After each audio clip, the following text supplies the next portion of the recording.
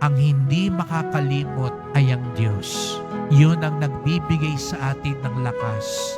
Kaya't kahit maraming pagsubok, maraming puna, maraming walang utang na loob, maraming nakakasakit sa atin, maraming kasalanan, ang pag-asa natin ay ang alaala ng Diyos. Kaya tayo nagpapakita lagi sa mahal na Senyor para sa bandang huli, maging bahagi tayo ng alaala niya. Kaya sa pagpapatuloy ng misang ito po ang ating pagdasal. Tuwing tayo'y nagsisimba, tuwing tayo'y nagbabasa ng Biblia, tuwing tayo'y nagdarasal, ito'y mga paraan, pagkakataon, hindi para paalalahanan ng Diyos, kung hindi para paalalahanan tayo na laging lumapit sa Diyos.